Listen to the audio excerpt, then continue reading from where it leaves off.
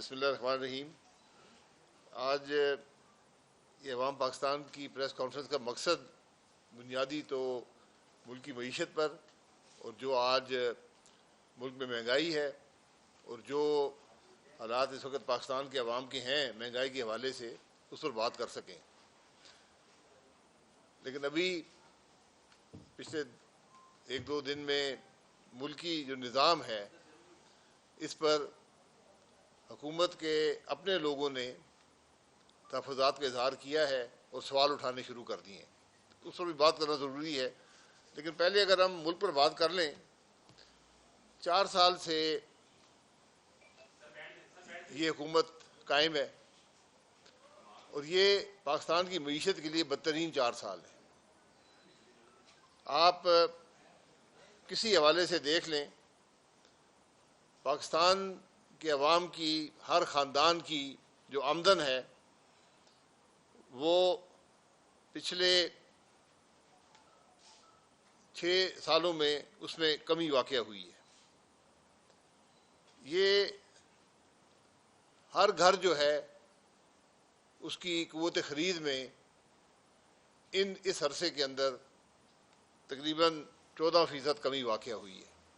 یعنی ہر پاکستانی آج 4 سال پہلے سے زیادہ غریب ہے، ہر گھرانہ غریب ہے، ہر شخص کے پاس حقیقی معنوں میں جو آمدن ہے اس میں کمی واقع ہوئی ہے، اور اس کے اثرات میں آپ کو آگے بتاؤں گا۔ اس کے ساتھ ساتھ جہاں پر لوگوں کی آمدن میں کمی واقع ہوئی ہے، حکومت نے جو ٹیکس اکٹھا کرنا شروع کیا ہے وہ 7500 ارب سے بڑھ کر 14,500 ارب پہ چلا گیا ہے۔ یعنی ہر پاکستانی جو ہے وہ آج بچہ، بوڑھا، مرد، عورت، جو بچہ آج بھی پیدا ہوا ہے وہ اس سال 60,000 روپیہ ٹیکس ادا کرے گا۔ یہ آج ہمارے ملک کی کیفیت ہے۔ یہ ٹیکس آج سے 4 سال پہلے 30,000 روپیہ فی کس ہوا کرتا تھا، آج یہ 60,000 روپیہ ہے، اور کوئی امید نہیں ہے کہ اس میں کمی واقع ہوگی۔ تو جب آپ حکومت کو اتنے پیسے دے رہے ہوں تو آپ کی اپنی اخراجات میں یقیناً مزید کمی واقع ہوگی۔ یہ آج ملک کی مشکلات ہیں۔ جو بے روزگاری ہے وہ 21 سال کی بدترین سطح پر ہے۔ یعنی بجائے اس کے کہ ملک میں مزید روزگار ملے نوجوانوں کو، آج روزگار میں کمی ہوتی جا رہی ہے۔ ایک اور چیز ہوتی ہے جسے انڈر امپلائمنٹ کہتے ہیں۔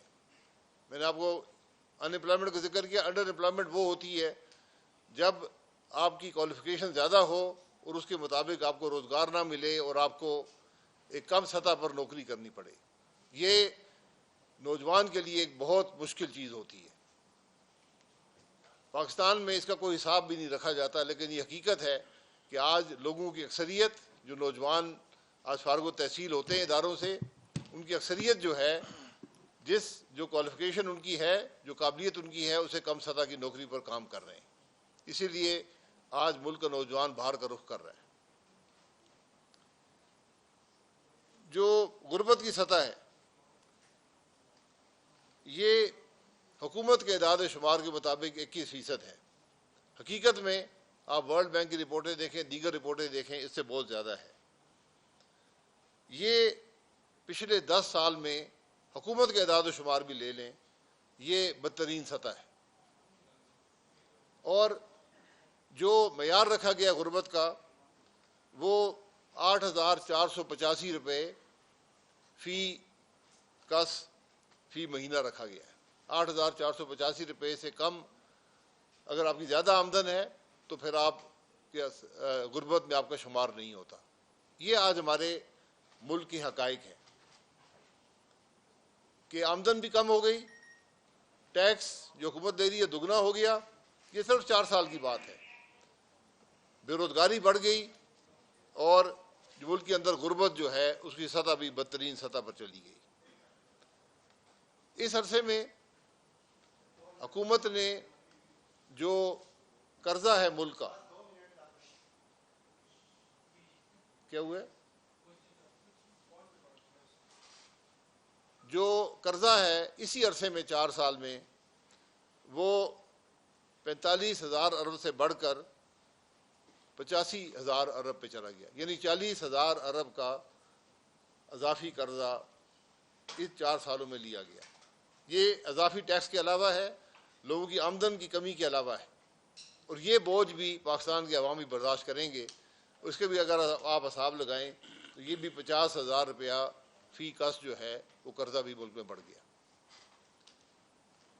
جو ملک کے اندر معیشت کی گروتھ ہے وہ ان 4 سالوں میں حقیقی معنوں میں فی کس معیشت کی گروتھ یعنی per capita G D P growth جو ہے وہ منفی ہے، -1.2 ہے۔ اسی لیے آج نوجوان کو نوکری نہیں ملتی، اسی لیے آج نوجوان باہر کا رخ کرتا ہے، اس لیے آج لوگ مایوس ہیں۔ ملک کے اندر جو انویسٹمنٹ کی سطح ہے، جو کاروبار میں لوگ انویسٹمنٹ کرتے ہیں، وہ 1960 سے آج اسی سطح بدترین ہے۔ یعنی 65 سال پہلے بھی جو پاکستان میں انویسٹمنٹ کی سطح تھی آج ہم اس سے کم ہے۔ یہ آج ہماری حقیقت ہے۔ انویسٹمنٹ کیوں نہیں ہوتی؟ کیونکہ حکومت کی کوئی پالیسیز نہیں ہے۔ حکومت صرف ٹیکس لگانا جانتی ہے اور قرضہ لینا جانتی ہے۔ ہماری بجلی، گیس، پیٹرول، ڈیزل یہ پورے علاقے میں، پورے ریجن میں سب سے مہنگے ہیں۔ جب یہ حالات ہوں گے تو کون انویسٹمنٹ کرے گا؟ اور ساتھ ساتھ ٹیکسز کا کوئی پتہ نہیں ہے کہ اب ٹیکس بڑھا دیا جائے گا اور آپ کا کاروبار جو ہے وہ نہیں چل سکے گا۔ یہ آج ہمارے ملک کی بدقسمت حقیقتیں ہیں جو آپ کے سامنے، حقائق آپ کے سامنے رکھنا ضروری تھا۔ اب اس کے اثرات کیا ہیں؟ ملک کے اندر غربت کا سب سے بڑا اثر یہ ہے کہ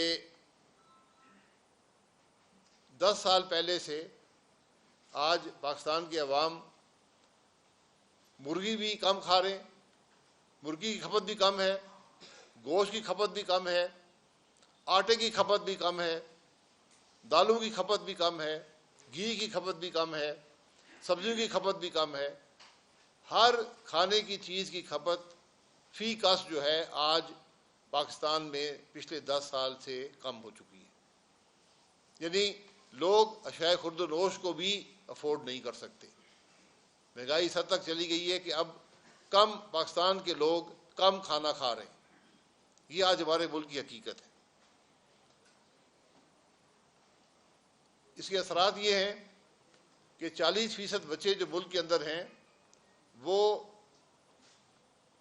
اشیاء خورد و نوش نہ ہونے کی وجہ سے نہ ان کی جسمانی پرورش ہو سکی ہے، نہ ان کی ذہنی پرورش ہو سکی ہے۔ وہ دنیا کا معیار ہے اس سے کم ہے۔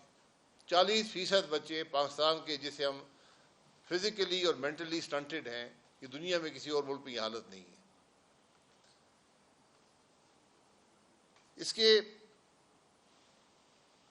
حکومت کی حالت یہ ہے 25% بچوں کو یہاں پر کوئی ویکسین نہیں لگایا جاتا۔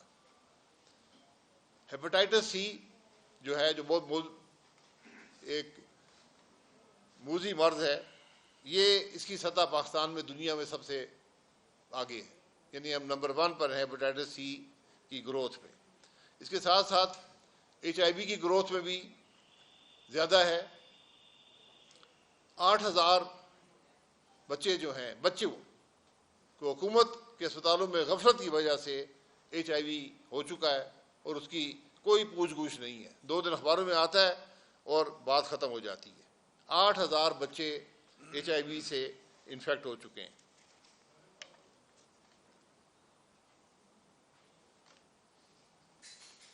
بنیادی جو خوراک ہے پاکستان میں، ہماری تقریباً 60 سے 70% جو کیلوریز ہم استعمال کرتے ہیں، جو خوراک ہماری ہوتی ہے، وہ آٹے سے آتی ہے۔ آٹے کے حالات آپ خود دیکھ لیں، آج آٹا 140 روپے کلو ہے۔ اس کی کیا وجوہات ہیں؟ یہ حکومت کی پالیسیوں کی ناکامی ہے، حکومت کی غفلت ہے۔ کبھی ایک سکینڈل آتا ہے کہ آج جو حکومت کے گودام تھے ان سے پتہ نہیں سینکڑوں ارب کا سکینڈل وہاں پر ہے، خریدنے میں سکینڈل ہے۔ آپ کسان سے وعدہ کرتے ہیں کہ تمہیں ہم 3900 روپیہ دیں گے، فی من. جب بات خریدنے کی آتی ہے آپ خریدتے نہیں ہیں اس بیچارے کو 2200 روپے من 2400 روپے من، اس سے بھی کم اس کو اپنا مال بیچنا پڑتا ہے. تو کسان بھی تباہ ہو گئے، لوگوں کے لیے آٹا بھی مہنگا ہو گیا. صرف مڈل مین جو ہے اور حکومت کے اہلکار جو ہیں جو کوٹے دیتے ہیں فیکٹریوں کو، جو پروکیورمنٹ کرتے ہیں، ان کی جیبوں میں پیسہ چلا گیا. ہم کوئی پالیسی نہیں بنا سکے جس سے ہم جو زرعی انپوٹس ہیں، یعنی بجلی زراعت کے لیے، فیول زراعت کے لیے، جو یوریا ہے، ڈی اے پی ہے، اس کی قیمت کم کر سکیں. اور اس کا اثر یہ ہے کہ اس سال ابھی ہم نے 10 لاکھ ٹن گندم جو ہے وہ امپورٹ کرنی ہے، اور یہ بات یہاں پر نہیں رکے گی، یہ 20 لاکھ ٹن پہ جائے گی، 30 لاکھ ٹن پہ جائے گی. یعنی وہ ملک جو آج اپنے آپ کو زرعی ملک کہتا ہے، وہ آج گندم بھی دوسرے ممالک سے خرید کر اپنی ضرورت پوری کر رہا ہے. یہ حکومت کی غفلت اور پالیسیوں کی ناکامی ہے. جس ملک میں حکومت کو یہ پرواہ بھی نہ ہو کہ کیا اس کا کسان زندہ رہ سکتا ہے یا نہیں رہ سکتا، کیا عوام کو ہم گندم سستی دے سکتے ہیں یا نہیں دے سکتے، آٹا سستا کر سکتے ہیں یا نہیں کر سکتے، اس پر کسی کا کوئی توجہ نہیں ہے. حکومت کا کام صرف ٹیکس لگانا عوام پر، قرضہ لینا اور اپنے مراد کو بڑھانا ہے. جہاں پر ججوں کو ہم قرضہ لے کر، آج حکومت کی کیفیت یہ ہے، وفاقی حکومت کے پاس جو پیسہ بچتا ہے، جو رقم ٹیکس سے آتی ہے، صوبوں کو دینے کے بعد وفاق سود بھی ادا نہیں کر سکتا. اس کے بعد سود کے لیے بھی قرضہ اضافی لیتے ہیں، ہم دفاع کے لیے بھی لیتے ہیں، حکومت چلانے کے لیے بھی لیتے ہیں، جو ہم سبسڈیز دیتے ہیں اس کے لیے بھی لیتے ہیں، اور جو ہم ڈیولپمنٹ کرتے ہیں اس کے لیے بھی اضافی قرضہ لیتے ہیں. یہ آج ہمارے ملک کی حقیقت ہے، جس کو ہمیں بتایا جاتا ہے کہ بڑی اسٹیبلٹی آ گئی ہے. یہ کون سی اسٹیبلٹی ہے جہاں آپ کے اخراجات بھی، جو آپ اس ملک کے جو قومی اسمبلی کے ممبران، جو اس ملک کے افسران، جو اس ملک کے تمام جو سرکاری اہلکار ہیں، ان کے اخراجات، ان کی تنخواہیں اضافی قرضے سے آتی ہیں. یہ آج ہمارے ملک کی حقیقت ہے، لیکن اس کی پرواہ کسی شخص کو نہیں ہے. یہ کیفیت زیادہ عرصہ چل نہیں سکتی. مسئلہ یہ ہے، اور میں بہت مشکور ہوں اپنے وزیر داخلہ صاحب کا کہ 4-5 سال بعد انہیں احساس ہوا کہ ملک نہیں چل رہا. یہ بات کابینہ کے اندر ہونی چاہیے تھی. کابینہ اس میں بحث کرتی، پارلیمان میں بحث ہوتی کہ ہمارا ملک نہیں چل رہا. پورا پاکستان جانتا ہے ملک نہیں چل رہا، لیکن حکمرانوں کو آج 4-5 سال بعد احساس ہوا کہ ملک نہیں چل رہا. اور اس میں کل D G I S P R نے بھی یہی بات کی ہے. D G S P R صاحب جو ہوتے ہیں وہ فوج کا متفقہ جو رائے ہوتی ہے اس کا اظہار کرتے ہیں. تو آج حکومت بھی کہہ رہی ہے، فوج بھی کہہ رہی ہے، پاکستان کے عوام تو بہت پہلے سے کہہ رہے ہیں ملک نہیں چل رہا. جب تک آپ ریفارمز نہیں کریں گے ملک نہیں چلے گا. لیکن مسئلہ یہ ہے، اور جیسے یہ باتیں شروع ہوئیں ہر طرف سے اس کی مخالفت بھی شروع ہو گئی، کابینہ کے اندر مخالفت شروع ہو گئی.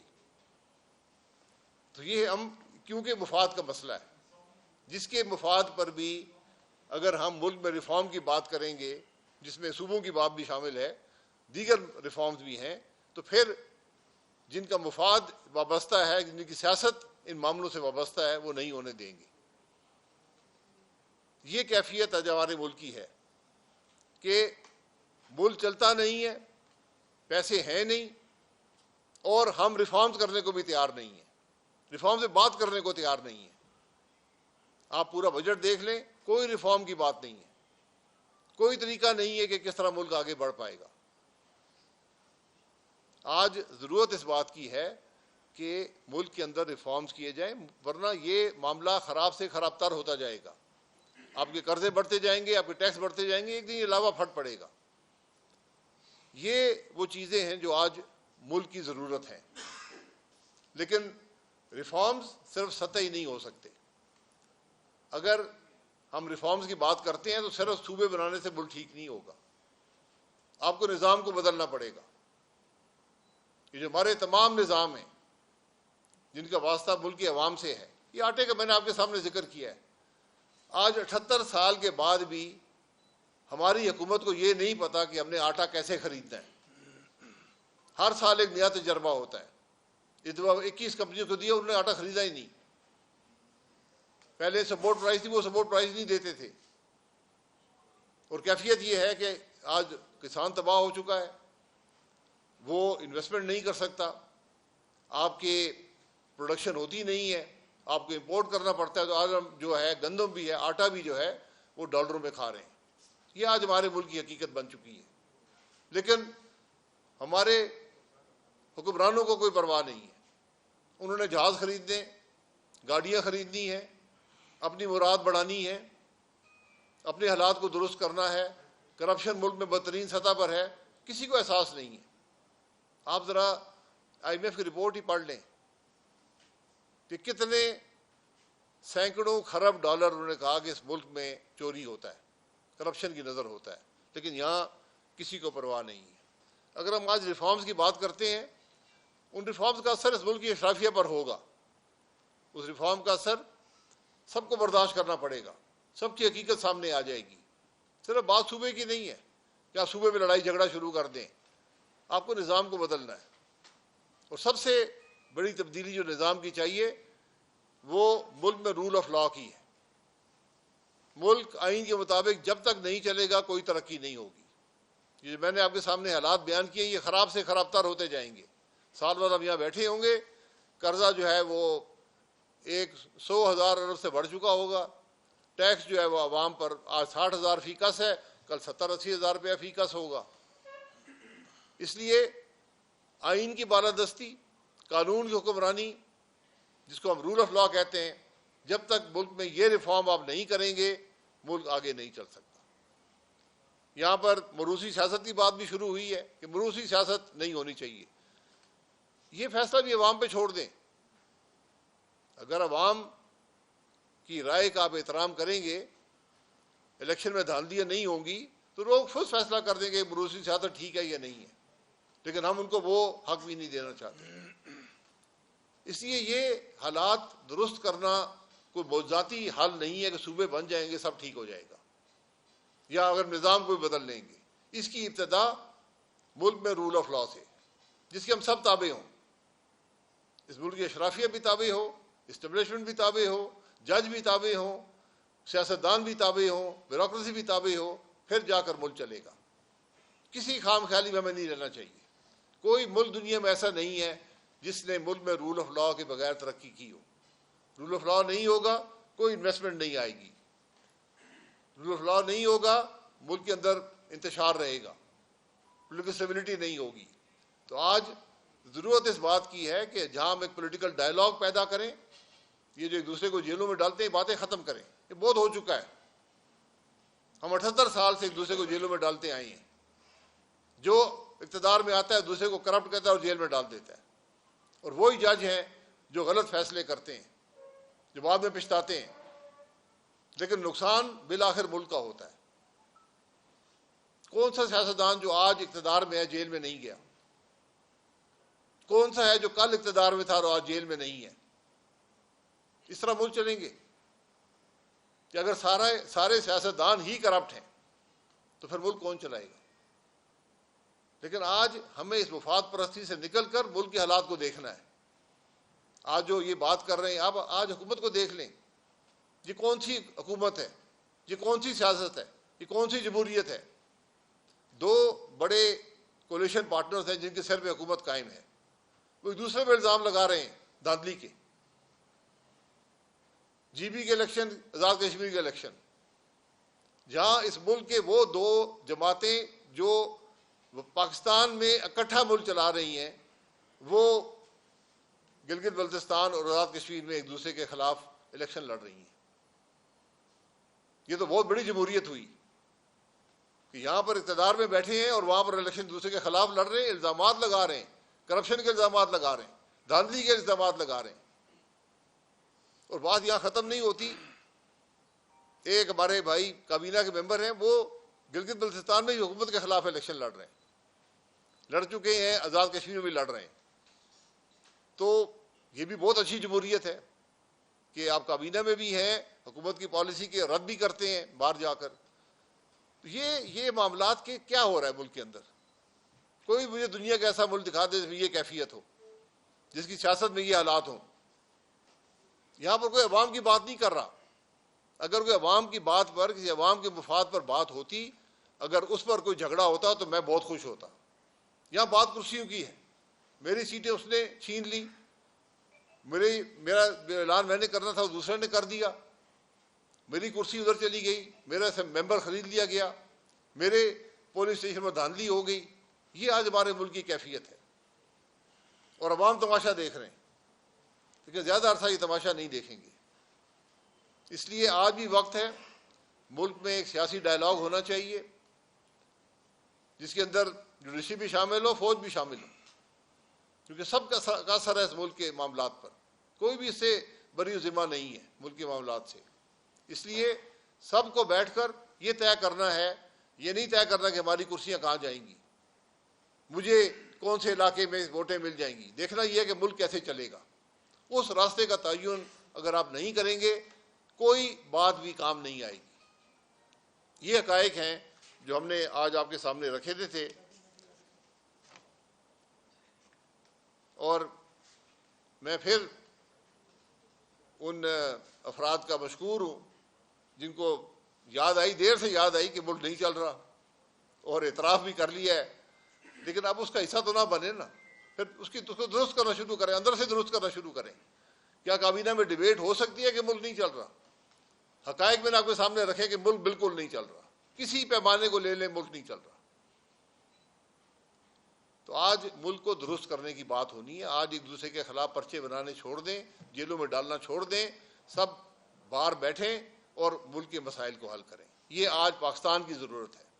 ہو سکتا ہے آپ کی ضروریات کچھ اور ہوں، آپ کے مفاد کچھ اور ہو، لیکن ملک کی ضرورت یہ ہے کہ یہاں پر ایک ڈائلاگ ہو، پولیٹیکل اسٹیبلٹی ہو، یہ سیاسی جو تناؤ ہے یہ ختم ہو، جو سیاسی انتشار ختم ہو، ملک کے جو نفاق ہے یہ ختم ہو، پھر جا کر ملک ترقی کر سکے گا. بہت شکریہ. جی آپ نے کہا کہ 4 سال سے جو ہے وہ ملک بڑا خراب حالت میں ہے، تباہ ہو رہا ملک. تو کیا 4 سال سے پہلے جو ہے یہاں پہ دودھ اور شہد کی نہریں بہ گئی تھیں؟ آپ نے کہا جو ٹھیک ہے، ہو گیا، سمجھ گئی بات، سمجھ آ گئی. وزیر داخلہ کا آپ نے کہا کہ انہیں 5 سال بعد جا کے پتہ لگا. آپ تو جب 30 سال سے زیادہ ہو گئے ادھر، آپ حکومت کا بھی حصہ رہے، اپوزیشن کا بھی حصہ رہے، جیلوں میں بھی گئے. آپ نظام کی جو تبدیلی کی بات وہ وزیر داخلہ کر رہے ہیں، وہ کس چیز کی بات کر رہے ہیں؟ وہ پارلیمنٹری جو سسٹم ہے اس کو ختم کرنے کی بات. مجھے دیکھیں، میں ٹھیک ہے، میں اس کا مجھے نہیں پتا وہ کیا چاہتے ہیں. انہوں نے ایک بات کی ہے، وزیر ہیں، طاقتور وزیر ہیں. اگر ایک وزیر اٹھ کر گئے کہ ملک نہیں چل رہا تو اس ملک کے عوام کیا سوچیں گے؟ یہ جو ماضی بھی ہو، سب ذمہ دار اس بات کو چھوڑ دیں. کہاں جب 48 جائیں گے سب سب ذمہ دار ہیں، کوئی بری ذمہ نہیں ہے. کوئی شخص ایسا یہاں نہیں ہے جو کہے جی میں بری ذمہ ہوں. چھوڑ دیں اس بات کو، آج کی بات کریں. اب انہوں نے بات کر دی ہے وزیر داخلہ نے، اب کیا حکومت کیا کہے گی کہ یہ غلط کہہ رہا ہے؟ میں نے حقائق آپ کے سامنے رکھے ہیں. معاملات روز سے ہر روز بد سے بدتر ہوتے جا رہے ہیں. ان کو درست کرنا ہے، اور میں نے آپ کے سامنے رکھا ہے کہ جب تک رول آف لا نہیں ہوگا، ملک کے اندر ڈائلاگ نہیں ہوگا پولیٹیکل، یہ معاملہ درست نہیں ہوگا.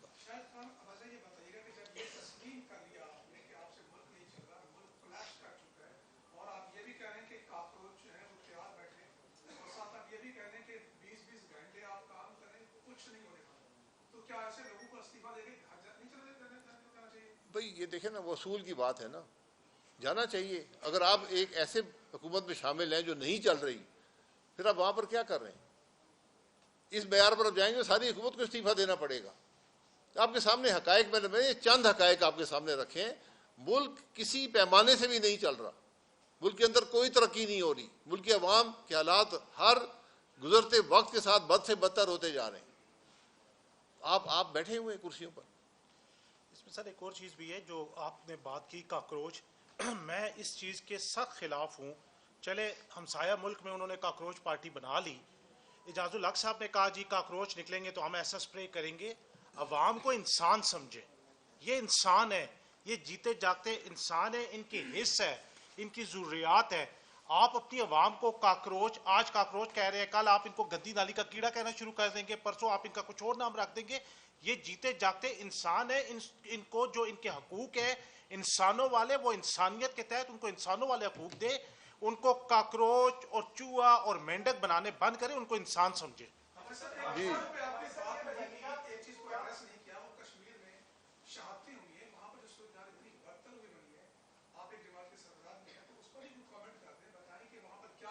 دیکھیے, ہم نے کوشش کی تھی کشمیر جانے کی.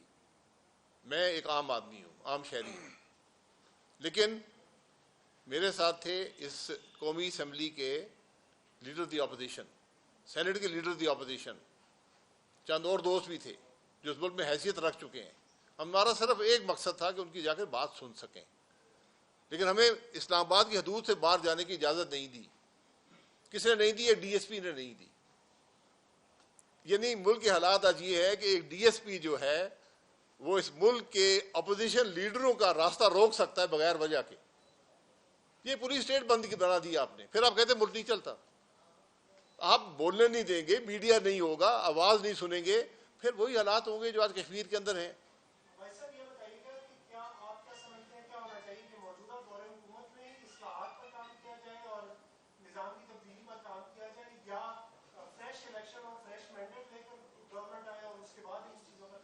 فریش الیکشن سے کیا ہوگا؟ فریش الیکشن بدقسمتی سے دنیا بھر میں الیکشن معاملات کا حل ہوتا ہے. ہم نے وہ حل بھی ختم کر دیا. الیکشن میں عوام کا اعتماد ہی نہیں ہے. الیکشن کیا ہوگا؟ یہی جو آج اس کرسی پہ بیٹھے اس کرسی پر بیٹھ جائیں گے. انہوں نے کیا سیکھا ہے؟ اس لیے آج آپ کو یہ کرسیاں چھوڑنی ہوں گی اور بیٹھ کر یہ طے کرنا ہوگا ملک آگے کیسے چلے گا, کیا ریفارمز آپ نے کرنے ہیں. ورنہ آج سب اقتدار میں ہیں. آج جو شکایتیں کر رہے ہیں وہ بھی اقتدار میں ہیں, جو آپس میں لڑ رہے ہیں وہ سب اقتدار میں ہیں. آج کی اپوزیشن کے پاس بھی اقتدار ہے, لیکن ملک نہیں چلتا. خرابی بد سے بدتر ہوتی جا رہی ہے. جناب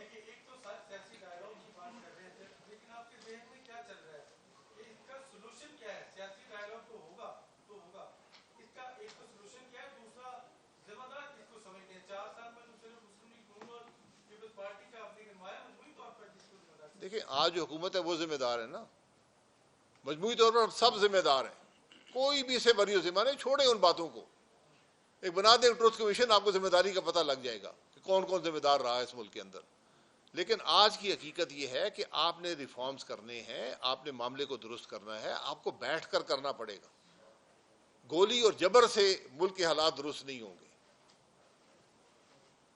ٹھیک ہے جی, تھینک یو.